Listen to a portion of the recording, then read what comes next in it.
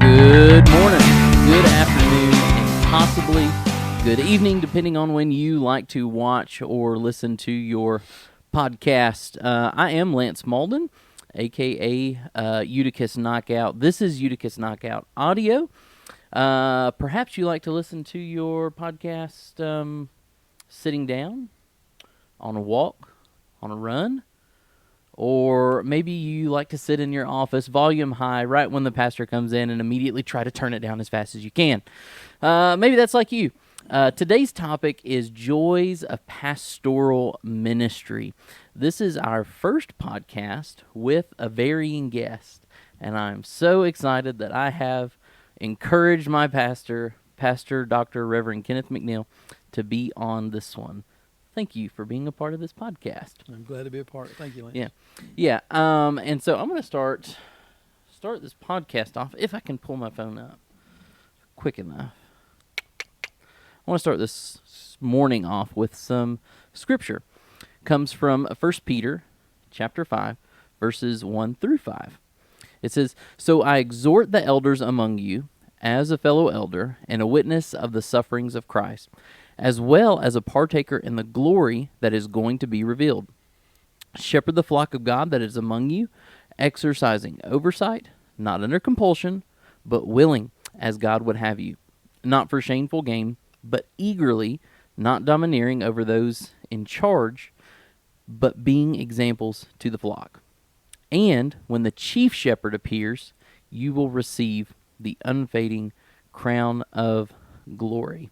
Likewise, you who are younger, be subject to the elders. Clothe yourselves, all of you, with humility toward one another, for God opposes the proud, but gives grace to the humble." And it's a great way to start this podcast because I have you on here. And so in exhorting elders, I feel very blessed that you've been a part of my life, and I'm just excited that we get to share our joys of ministry with fellow like-minded believers, and a lot of this will probably be seen by our church family, and so I'm excited. Okay, so the first question I have for you is just to share a little bit about who you are, share your upbringing, where you're from. Let's just start with that. Where are you from? Seagrove, North Carolina. Which is approximately 20-ish minutes north of here. Mm-hmm. So 20 minutes north. Close proximity. Mm-hmm. Your parents are? Carl and Eula McNeill. My dad's passed on to go be with Jesus in 1995. My mother's still living and doing pretty well. And what did your dad do? For many years, my dad worked in textiles, Klopman Mills, when textiles were big in the state of North Carolina. Worked third shift, and Mom would be at home with my brother and I. And then he did some other things and ended up there at Ashbury Concrete for many years and supervised truck drivers and looked after various things, and maintenance on the trucks. Then eventually in 1983 went into business for himself, he and my brother and my mom and my brother's wife, McNeill's Frames, which is still in operation. Yeah, okay. So how many brothers and sisters do you have? I'm the middle son. I have an older brother, Gene, and a younger brother, Brent. Okay, cool. Mm-hmm. And I've met Brent. Right. I don't think I've met. Right. Gene primarily runs and owns and operates the business, yeah. Okay. Gene and I grew up close together. We were like 2 days being a year apart in age. Oh, okay. And so my dad would say, we had two before we knew what was causing it. Mm-hmm. My dad had a kind of a keen sense of humor. And then my younger brother came on 14 years younger than I. Wow. I tell him that's why he turned out so good, because I got to help raise him. And your mom, Eula, she basically was around the house. Yeah, well, in the early years she was, preschool years.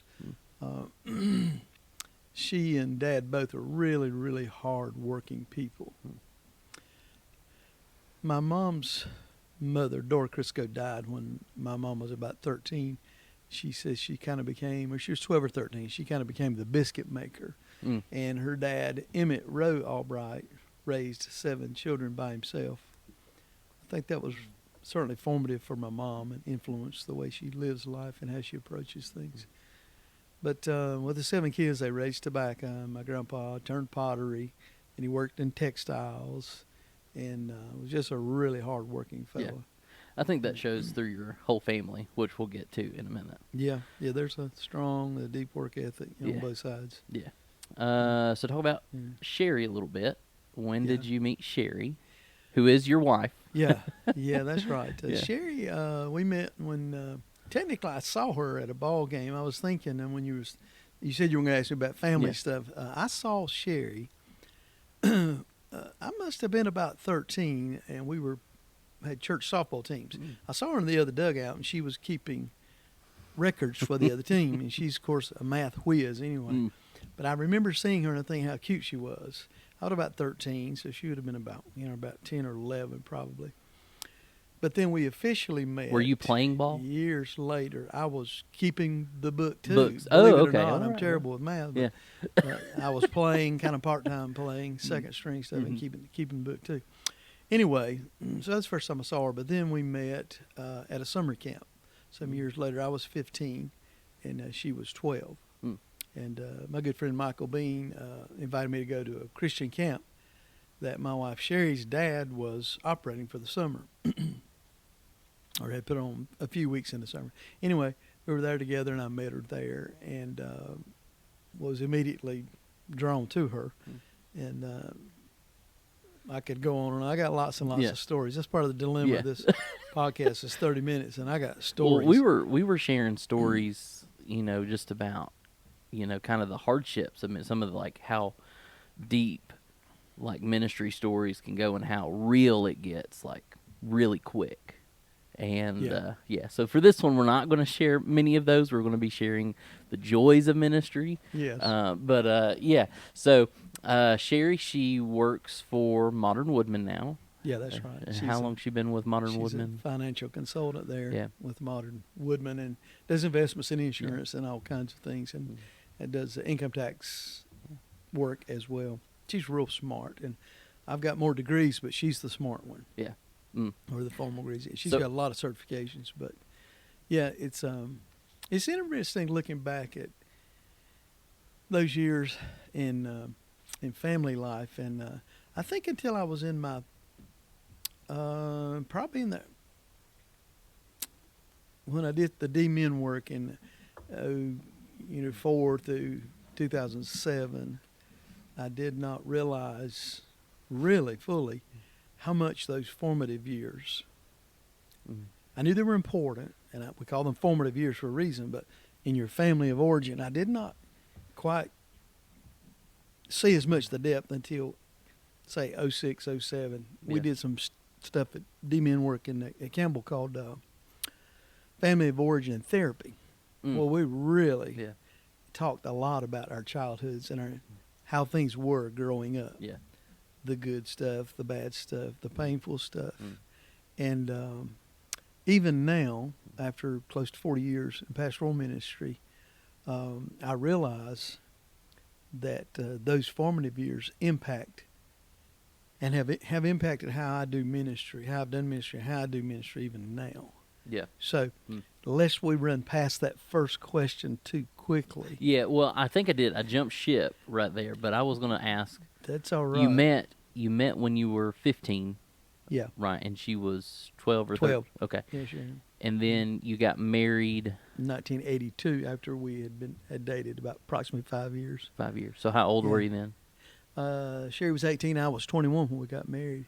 Wow. Yeah. Okay. So her father was a pastor, of course. You've known her for a long time. I've known Sherry a long time. And she is a key disciple person in my life, no question about it. She influenced me more for Jesus and in Jesus and all these years. And I say Jesus saved my soul, and he did. Hallelujah, praise him. But she saved my life. Yeah. And she discipled me, put up with me all these years. And we don't have a perfect relationship. We really do have a good relationship. And then I know Sherry's dad was also a pastor as well. Yeah. Reverend Garland Hall, he was a good man, pastor. I know altogether, over 50 years. He was in one church 30 plus years. Yeah, wow, praise God. Sherry That's could awesome. Give you the exact details on that. Yeah. But it's fascinating to think it's fascinating to think about how much your childhood years really do influence you for the remainder of your life. Mm. I used to hear that. I would kind of run past it, or I read it and I'd run past it and say, okay. But now it's so sobering. Yeah. After all these years, I'm 63 now. Yeah. I'll be 64 in September. But after all these years now, I put my finger on that. Formative years, and I try to encourage parents to really, really think about these years when children are in the home. Yeah.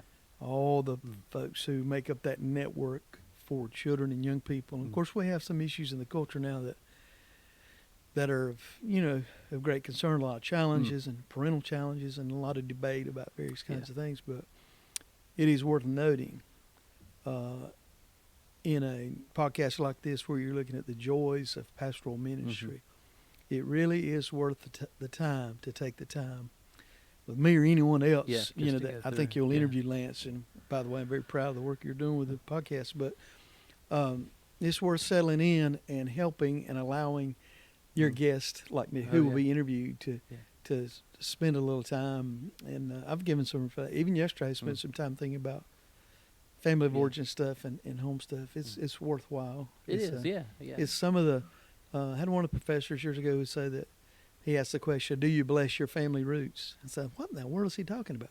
He said, do you bless your family roots? Yeah. I had another Dr. Hester would say, let's start the course this way. Try to remember your first experience of helping someone. He challenged us to remember our first memory. What was your first memory? And I do know what my first memory was, reaching up to get a hold of the refrigerator door on an old General Electric refrigerator that we had in our home that lasted for a long, long time. Little almond-colored refrigerator, reaching as high as I could, and I could reach the bottom of the handle. It was like a U-handle on the door. Oh, yeah. That was my earliest memory. And then working through what was my... But he asked what was your earliest memory of helping. Did you remember that one too? And that's the next thing that I had to work with. And it was more like second grade that I would pinpoint. And then amazing to consider that and think about those simple things that are part of your journey that took place at such a young age. I think it's hard for us to overemphasize as a pastor or any leader in any setting where you're teaching or helping folks grow. Those formative years. Well, you got family of origin. Your degree was in what'd you get your doctorate in? Well, we spent a lot of time with family stuff. The underpinnings of my doctorate was family systems. Okay. And then the specific application of it that was a project that had to do with parents. So I had about 12 parents involved in a particular project, was implemented, and took them through a series of challenges to implement. Well, I just know you do a lot of biblical counseling. Yeah. The challenge was to help them implement, to be a catalyst for them implementing in their homes at least a family worship once a week. Yeah. That was the challenge. Yeah. And of course, the major discovery was that parents do very well, generally, if they're challenged and equipped, but if there's accountability. But the 3-month post findings were that after 3 towards 6 months, without the accountability piece, without the other parents helping hold them accountable, it was hard for them to really maintain a regular weekly family worship. Who was holding accountable? Was it the other parents or was it? Okay. That's the piece of the project that I had not implemented was follow-up. Yeah. The follow-up's a big deal with parents, Christian parents or unbelievers. And, of course, so it is on our journey as individual disciples. That's the case. But I think one of the big factors in related to the joys of pastoral ministry is that it's placed deep inside of you, out of your family of origin, that ministry could be a trap for the lazy or a trap for the workaholic. And that comes out of your deep, deep roots. And my mom and dad worked. And when they got done working, they worked some more. Yeah. And they expected us to work and then work some more. And that's, of course, what we do. Therefore, I bring to the table A good work in ethic. ministry, a good work ethic, but an unhealthy work ethic because technically I have been a workaholic. Mm-hmm. And of course, the Lord is delivering me from that, Mm-hmm. but He's Still. been patient with me a long time. But others suffer. Yeah. Others suffer when we allow like an acceptable. It's kind of like an acceptable vice to be a workaholic. Oh, that's not so bad. Yeah. That's not like other addictions that are so destructive. But They don't realize that it's like destroying the family, Yeah. destroying the household. It is, Yeah. yeah. Yeah. and though I bless my family roots, and I bless the fact that my parents taught me to work. Mm-hmm. And if you want to accomplish something or you want to have something, you get out there and get it. Mm-hmm. And that's what my dad would Yeah. say. And I bless that. And I'm very grateful for that. Mm. But at the same time, we work to live. Yeah. Mm-hmm. We don't live to work. Yeah. Amen. Yeah. And I've that's struggled with that. And years ago, I would say, when I was a young man, I'd say, "Oh my goodness, I've always been hyperactive. I'll rest when I get old. I'll take a nap when I get in my 60s." Well, I'm there now, and I've had some health Wait, you're problems. 60? I'm 63. Yeah, I keep forgetting that. Yeah, I know. I just seem so young. Yeah, you do. Yeah, yeah. I thought you'd made at least made it it's to hard 45. when you're young. You feel young and you're good looking. And you just, Yeah. what are you gonna do? But, I will affirm what you were saying because you recommended a guy for me to go see, and one of the first things that we talked about, pretty much 80% of the stuff we talked about had to do with me, my lifestyle in the past. Like what was kind of the root of what was going on. And he just wanted to know about my family, wanted to know about our history, wanted to know what was going on in it. And it had to stem with some stuff that I dealt with way back when. Sure. Yeah. Absolutely. And it was just healthy just to sit down and talk about it. Absolutely. Yeah. Yeah, there's truth in that. Yeah.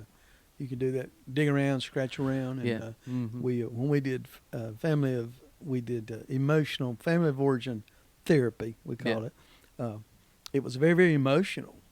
And it was just, I remember being in our small group of 3 of us that did the mutual accountability thing, and we would sweat. All of us would be like, have sweat running down the side of our face in a cool classroom setting. And very emotional to take that heavy, hard stuff out and hold it and look at it and analyze and then stick it back in. Yeah. And so to speak. But it was really worthwhile. And out of that, I still contend that if we take time to really examine back there, we don't live there, we don't dwell there, but to examine and analyze our origins, those people who influence us in our especially formative years. If we do that, we know ourselves better. Yeah. More deeply, and the more we know ourselves, the more we get to know ourselves, and just be honest with ourselves and with God. We are able to minister to others. That was it was quite a. After all these years, that was a very healthy thing for me to go through that process. It would be hard to overemphasize that as I think about the joys of pastoral ministry. Yeah. It would be hard to overemphasize how that the platform for ministry is really set in those early years. Even think about things that we even growing up, things we did, like my brother and I. We did, and some of the folks my age won't remember this, but Bazooka Bubblegum. I guess they're still around, but Bazooka Bubblegum had a contest or a thing where if you bought their bubblegum, it was wrapped, and it had a little cartoon inside the wrappings of it. It was a square piece of gum about 1 inch by 1/2 inch. And it was just, we'd take the wrappers off, we'd read little cartoons in there. And if you saved those things, the wrappers off those, you could, a certain amount of them you could mail into the Bazooka Bubblegum Company. And you could get a Barlow pocket knife. Oh. And well, hello. That's what me and my brother Gene did. And of course, we were real close growing up because we were close in age, did lots of things together. Anyway, long story short, we did send in enough wrappers. I think it was like 40 wrappers. We mailed them into the company. So that's 40 individual sticks of gum you had to buy? Yeah, 40 Okay. pieces of Yeah. bubble gum. Yeah. Yeah. And at that time, it was probably a half cent per, Okay. per piece, in that range. Anyway, we sent them in and waited. We go to the mailbox, and for a whole week, was there at the mailbox every day. So after about a week, we were like, okay, these things aren't coming. But about 4 or 5 weeks later, we went to the mailbox, and voila, there they were. We were thrilled, Hmm. absolutely thrilled, with the fact that we Now, successfully had a Barlow pocket knife each. Okay, each. Mine was So, brown and his was okay. black. Okay. And So y'all didn't like collaborative. I about to say that it probably no, wouldn't take as long, this- but that was my first pocket knife Wow. ever. So Barlow thrilled with those pocket knives. And From our Bazooka dad was thrilled too Bubblegum. because Hmm. that was our weed eater. We didn't have a weed eater. So oh, Dad Yeah. said, "You guys get the yard cleaned up.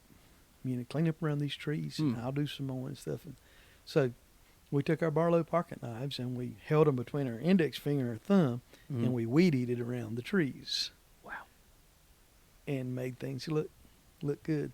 Hmm. And so Now they have it was a lot like weed work. eater spray. No.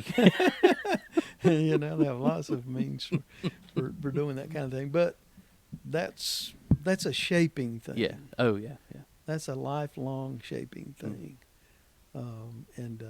So, I'm grateful for that. And I got to, as I tell you sometimes, Yeah. I got so many stories Mhm. now. It's like, oh my goodness, just stories, and good and bad and Mm. ugly. Yeah. But I do thank God for I never went to bed hungry. As you think about your family roots, I don't know what that would be like. I had some disappointments in childhood with some individuals who had some struggles in different ways. But great influence. My dad played the guitar a little bit, Hmm. and he called it making music. Yeah. And he had some buddies who loved to make music, and they'd like to sip one Mm. sometimes. Okay. And I looked forward to those times because my dad would play the guitar. It was a relaxed time. We weren't working. It was Mhm. actually kind Yeah. of fun. Yeah. And so his buddies, who also were kind of musicians, they liked to have a cold one. And my mom liked the music, but sometimes the cold ones, maybe too many cold ones Mhm. in one music session. Yeah. But during those years, my dad showed me a few chords on the guitar and whet my appetite, but I was so hyper I could not stay still long enough Couldn't to really sit stay and with it do it. long. I Okay. did learn a few Yeah. chords and that kind of thing. But I did learn to clog. Has I Greg have- not tried to get you to well, play guitar here yet?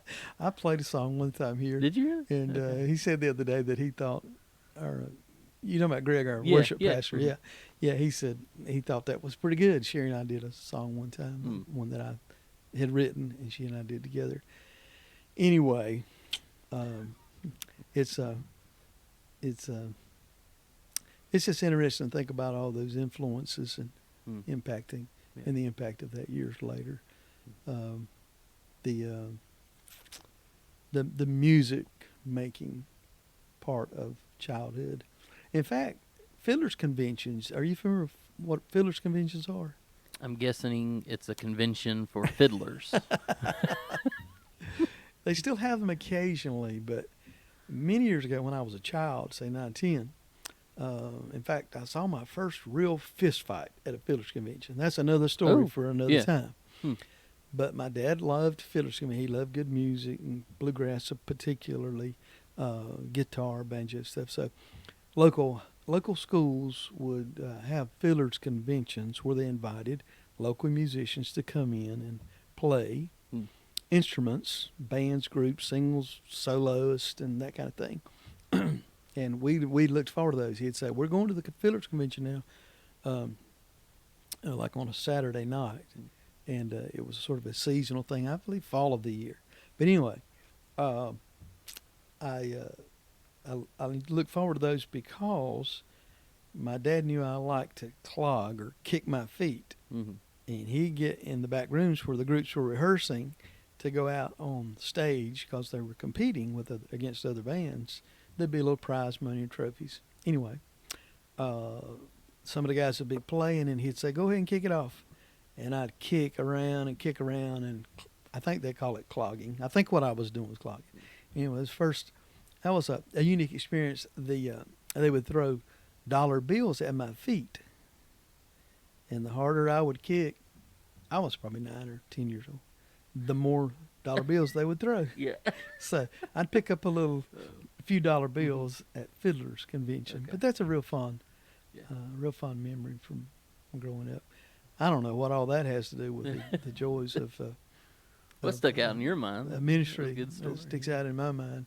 Yeah, and I'm getting older now, and I love to go down memory lane sometimes. Oh, yeah. These things are special. So before we get into some specific joyous stories of ministry, I've had the pleasure of getting to know a lot of your family, including your kids. So share a little bit about your kids. Right. Yeah. Well, Sherry and I were married in 1982 and finished up our undergrad at Campbell. And we wanted to have children early on, decided to wait 5 years, and we did wait 5 years. And Travis was born in 87, so Travis is our oldest. Mm. Then Kenisha, her daughter, and then we had 2 other sons, Jared and Zeb. Mm-hmm. And they have been and are a great joy to us. Mm. God has just really, really blessed our children. Mm. And I give Sherry a lot of credit because I was a lot of years running back and forth to school and pastoring and long days and short nights, and she held the line at home, and I admire her for that. She helped raise kids. But Jared, Kenisha,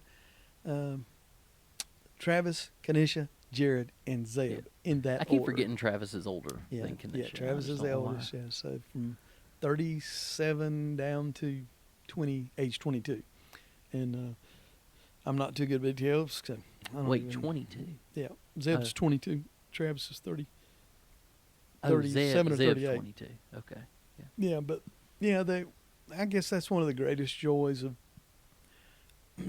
We spend a lot of time in congregational leadership, and rightly so. God called us to His people to serve them, but I didn't realize until maybe more middle age, that a great legacy is what you pour into your children who are in your home, that you have the time with, and there have been times through the years when I would invest a large amount of time in individuals in the local church to a fault. I should have spent more time with my boys, my daughter.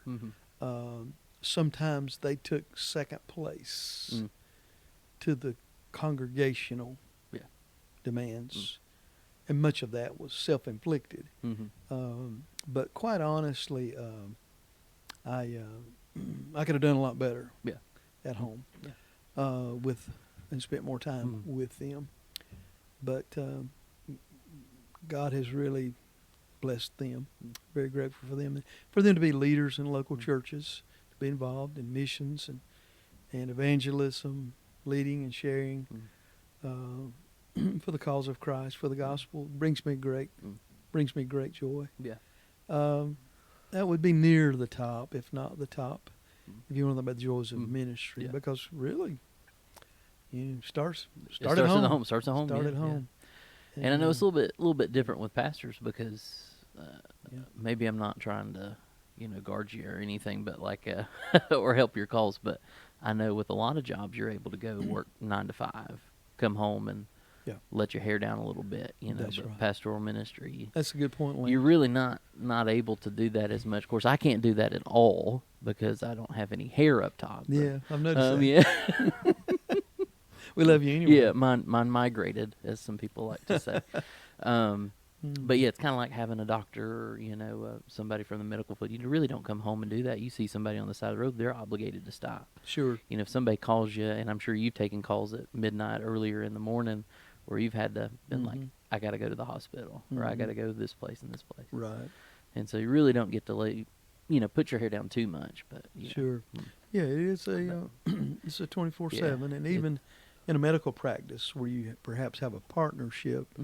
For many pastors, there's no practice where you're on call this week and your partner's on call the next weekend. It's not that way. In most pastoral settings, the pastor is the individual person, even when there's additional staff. You still are pretty much on call, and it can be a little bit like the dentist whose children has bad teeth. That's maybe a fair comparison. If you're not careful, you can love on everybody and pour on everybody and pour into them and be there for them. And when you get home, you just fall down in a chair. You're exhausted. You're prayed out. Maybe you've had 50 prayers with 50 different people or 20 different groups that day, and so you don't want to. You don't feel you have the energy to say, "Okay, son, let's pray." But so even in hearing the slight regret, saying I would have spent more time with my boys. It's great encouragement knowing that as a pastor or even associate pastor, wanting to make sure that my first responsibility is at home. That's right. And this is all kind of secondary. I agree with that. I sure do. Even Kanisha and I have a running joke now. She's like 36, I think. Beautiful, hardworking, great family, good husband. They're up south of D.C. serving in their church, and of course she's works in financial field, and he's in the Marines. But she and I have a kind of a running thing. When it gets near Christmas time, sometimes I'll say, "I'm thinking about it. I might get you a bicycle for Christmas." And she always grins, and she'll say, yeah, sure, because it was for several years. She had a little bicycle, and it was broke. And that thing sat there broke, and we once in a while would say, "We need to fix that bicycle." And years passed. I never did fix that bicycle. And that's on me. Oh, yeah. She remembers that as a child. So now it's just more like a joke. And I remember that as a child. But down inside, I think, should have fixed that bicycle. I should have fixed that bicycle. I should have let something else go, but I was consumed with, saving the world, so to speak. And it's a fine line, and that's one of the greatest challenges. And it is a joy being in ministry and following the Lord's call, but it's a great challenge to find that balance. Just finding the balance. Time with your family, time, the congregation, and knowing when to say no. And with workaholic tendencies, I have trouble saying no sometimes. I know for finding that balance, great communication with your spouse. Yes. And having her as somebody, just having that open line of communication with her, for even her to say, "Hey, you're doing really well at your job, or doing really well at ministry at the church, but it's time for you to minister here and be a leader here." That's right. That's right. Because my wife's corrected me on that once or twice. Yeah. Well, you can rest assured, Sherry and I have been, we're approaching 42 years. The 43 actually in March. No, let me get the math right on that, because this is 2004. It'll be 42 years, March the 20th, because we were married in 82. But Eddie Thompson, the state convention, I think he may be retired now from the state convention, but as a consultant, as he counseled pastors and husbands and wives in ministry leadership, he asked that question, or prompt our wives who asked us the question, or prompt pastors to ask their wives the question. Let me say that way. That's the way he asked it. Am I taking care of you? Am I for pastors to ask to their to say to your wife, "Am I taking care of you?" And you can really get an eye opener as a husband if you ask your wife, "Am I taking care of you?" And to hear the responses of some of the wives, and sometimes they make the distinction, well, before we were in ministry, you rated maybe a 8 on the scale of taking care of me. But since we've been in ministry, maybe a 4. And to hear those kinds of things. Eddie Thompson, very, very smart fella. He's got a lot of years of experience and has helped a ton of us, pastors and ministers in that area. But yeah, finding that balance. And he some years ago was doing a retreat called Pastor's Juggling Act. And I think he may still be doing similar conferences, but good stuff. And it's a little bit like that, juggling, or if you're not careful, a little bit like spinning plates. Yeah. You know, you spin this plate, and you run over here and spin this one. In the meantime, you know, one.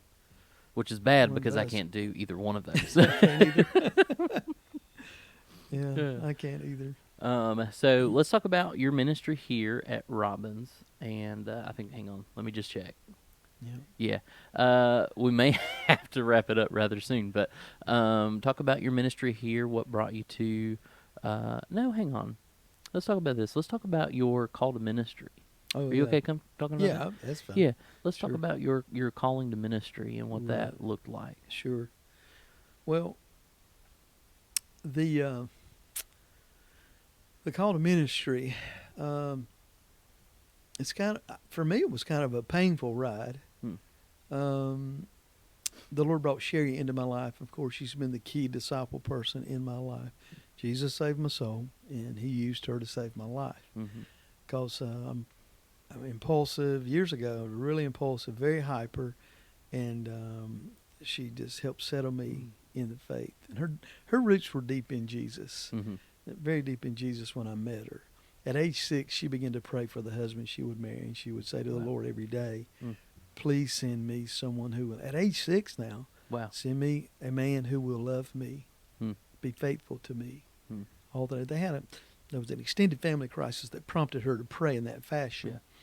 And so her roots were deep in Jesus already. What did you ask me? I get to think about Sherry and I get distracted. Let's talk about your calling to ministry. Yeah. So she's a key person in that. In fact, at age, I was saved when I was 16, Union Grove Baptist Church. The guys invited me, hey, Ken, they call me Ken, play ball with us, be on the church team, but you got to come to church 2 Sundays a month. I'm like, cool, I can do that, because I know they eat at least twice, and I'll choose the times when they're eating. And I'll go. But sure enough, I got there and I heard the gospel. And I love playing ball anyway, but I would hear the gospel. Reverend Bud Gillett would teach, and his wife would disciple. And it was very good for us. It deepened us. Well, Sherry and I were married in 82, and we, even before we married, and I think I was maybe about 18 years old at the time, she said, I really believe you're going to be a pastor sometime. And I said, woman, you're crazy. I will never be a pastor. And that's why I say never, right? Anyway, we were married in 82. I was 21, she was age 18, and we got more active in the church. Some of my teenage years, I had one foot in the world, one foot in the church. Right. And didn't really, I don't think really settled to be faithful to God and let him really be Lord of my life until we were married in 82. And she just challenged me. And I didn't really think very highly of myself. And she would say, you can do anything, and God can use you, and God's got a good plan, and he can put it all together, and that kind of thing. And challenged me to go back to school. So we started back to school. My first problem when I started to RCC at Randolph Community College was my first problem in math class. I was doing developmental classes to catch up where I'd been slothful in high school. It was 5 plus 7. I remember that 5 plus 7 equals 12. And that's where I started from. I started back to school in college. 83 in college. And so I had a lot of catching up to do. Nonetheless, as we became active in the church, we were working third shift in textiles. We were riding together and spending a lot of time together at work and home, back and forth. Then we're on the missions committee and serving as a deacon and getting really deeply involved in the church. And then they said, would you be willing to teach Sunday school? And I said, oh, my, no way. I can't teach Sunday school. I'm scared to death. I have a fear of speaking in front of people. And Sherry, once again, would say, well, sure you can. The Lord will help you. He can use you. And one day she said to me, she said, if you don't teach Sunday school, who's gonna teach those boys? It was a 10 and 11-year-old boys Sunday school class. Yeah. And I was the assistant, so I didn't have to teach every Sunday. But I tell you what, that was monumental for me. Yeah. When I committed to teach, I started digging in the Word. Oh, yeah. I digged because I had to dig in. Mm-hmm. And I was nervous. I would have diarrhea. Sometimes I'd want to throw up on Sunday mornings. Sometimes I'd leave those boys sitting there, 4 or 5 of them, the other teacher in the class, say, I'll be right back. Go to the bathroom, use the bathroom, come back to class. Did it many times. Just afraid, fearful, anxious. Yeah. It was just hard for me. But God was honored in that. One Sunday morning, I was preparing real early in the morning in the Seagrove where we were living, in the home place there that we bought when we first were married. And I always studied in the dining room, and I had my Bible open in the book of Acts, and where the man from Macedonia was motioning to Paul to come over to help them. And it just as clear as it could be in my heart, I knew that was for me. And the Lord said, it's for you. Come over and help. And from that point on, I began to, it was a turning point. I began to analyze, and every time I was around a pastor or someone in ministry, I'd start throwing the questions to them, and I'd say, or can we go get lunch or something? I was just questioning, just wearing people out. On the inside, I was turning upside down. Yeah. Kept praying and seeking the Lord, and in time, just it was more solidified day by day that God wanted me to obey Him in ministry. I call it vocational ministry, but we know that call it ministry. That's for every believer. Yeah. But sometimes I call it vocational ministry. And Sherry affirmed and supported me all the way. Was just so supportive. Did I ever share with you my ministry call? It's very, very similar. Really? Yeah. Well, just in the fact I didn't want to do it because I knew it involved some type of public speaking. So, like, the fear of public speaking was very real. I just assumed go out in the road and get hit by a bus. Tell me about it. Yeah, didn't want to do it. And even then, I think every time that you've asked me to speak, I still just end up getting nervous. I know I'm well prepped. I prepped throughout the week, but didn't want to do it. I was going through the book. No, we were going through. It was a D Now conference in college. It was my freshman year of college, and the year prior to that, when I was serving as a high school senior in the youth ministry, I was teaching a bunch. And I remember the pastor there was Dr. Tony Latham. Okay. And it was right after Sunday school, and he was in there cleaning up some of his stuff, and he said, hey, Lance, I want you to give me a call when you go into ministry. And I said, well, you're going to be waiting a while, because that ain't going to happen. And then we were on a D Now, my freshman year of college, was in an unknown church. I don't even remember. I think it was in Owensboro, Kentucky. But I don't remember the name of the church. I thought I was coming as an aide, somebody to wrangle students, and they separated us, and I was by myself. And we were going over the end of Moses into Joshua, and how Joshua was just there. Yeah. And I was in the upstairs room of somebody's random house, and I was like, he's calling me to ministry. And that's what I did. I surrendered call ministry right there. Yeah, so similar. Kind of similar story. Yeah, that's there. Interesting. Yeah, I haven't heard you describe it. Yeah, didn't want to do it. Didn't want to do it. Sure. Yeah. And years ago, I would hear men say, and men of God say, well, if you can do anything else, do it. Yeah. If God wants, it's kind, and that's an interesting thought. I don't know if I fully agree with that, but it's still worth thinking about. I had a mentor that did the same thing to me. He was trying to talk me out of it. He was, but I think it was only like the first 1 or 2 times we met, and then he understood. It's like, I don't see myself doing anything else. It's the only thing I'm going to do.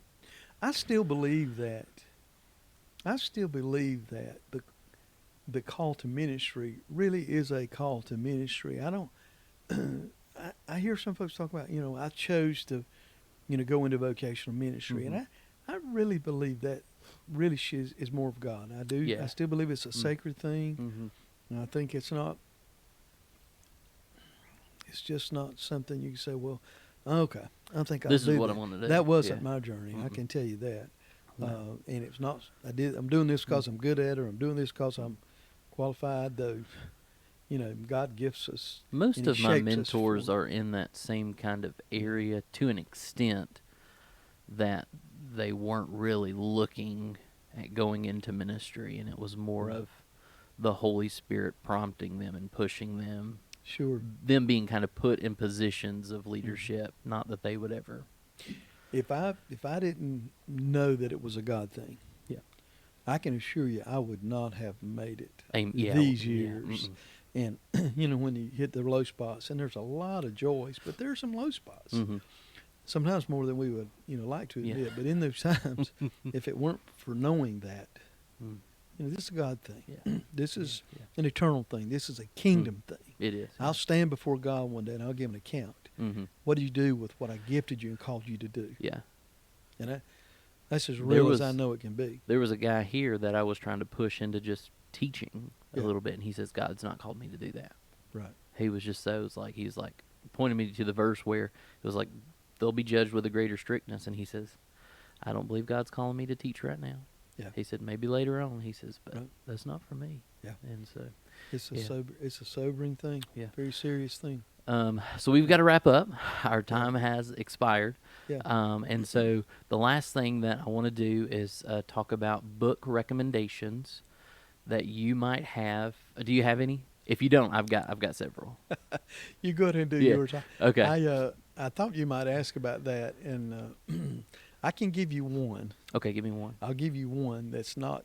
It's one that helped change and help me after these years in ministry Okay. that I would highly recommend. And I've got many, but the one that comes to mind that may help many who are a little older like me in ministry is by Wayne Cordero, Okay. Leading on Empty. Ooh. Leading on Empty by Wayne Cordero. Yeah. That is the resource that helped me to know that I could take a sabbatical. Oh, I yeah. could never give myself permission for all these years, though I was very, very tired. Mm-hmm. Never burn out, but I was on the way to burn out. And I was pastoring here Mm-hmm. at the time. But his book, I spent a week in Houston with Sherry. She was at a conference, and I spent the whole week in that resource, read and reread, and time in the Word, and time seeking God. Mm-hmm. And when I came away from that trip to Houston, it was monumental. And he shares about his own journey, which is very helpful as well. Anyway, Wayne Cordero, Okay. Leading on Empty. Okay, so I've got two. One is for our members, because this is our first podcast, and this is about joys of ministry. And you said that we needed some humor in our life, so I was like, I got to bring this one out. Okay, so this one is called "How to Be a Perfect Christian." I haven't read that. Yeah, it's by the Babylonian Bee. It is. It's quite humorous. It's just satire pieces, all that is, because we know that a perfect Christian doesn't exist. At least we don't believe that here. And then this one's called "The Pastor's Soul," the call and care of an under shepherd. And so when we talk about being under shepherds or pastors, people in ministry, just deciphering that call. That book's very, very practical about how to lead the flock well, and kind of deciphering your call a little bit. So anyway, thank you for coming. We may have to do a part two. Yeah, let's do a part two. Yeah, let's do a and part two. we're going to do some funny stuff one of these days, because that's one of the challenges of ministry. It is joyful, but I appreciate my brothers that I get to laugh with. Yeah. And it's we have a different kind of humor in ministry Mm-hmm. that is good for us. Let me throw one more book out there, and I know you're trying to close out. But as a young man, there's a resource entitled "Out of the Salt Shaker and Into the Earth." You got some really cool titles. By Rebecca Pippert. Okay. And I read that as I was about age 22, 23. That's a life-changing resource as it relates to not only your call, but that everyone, whether you consider yourself in vocational ministry or not, we're called to be salt and light. Amen. And that every minister, every Christian is a believer, is a minister. Well, I'm a bit of a motor mouth, so I'm Yeah. going to let you close it All out right. there, brother. Well, yeah, we're just going to sign off. And so thank you for being a part of My our pleasure. first podcast. We'll come back on. We'll do it again at some point. Hopefully next week you guys will hear from our other pastor, Pastor Greg Pilson, the Dr. Swiss Army Knife, whatever you want to call him. It'll be fun. So anyway, hope you He's a guys good have one. a blessed and Jesus-filled day. And we'll catch you next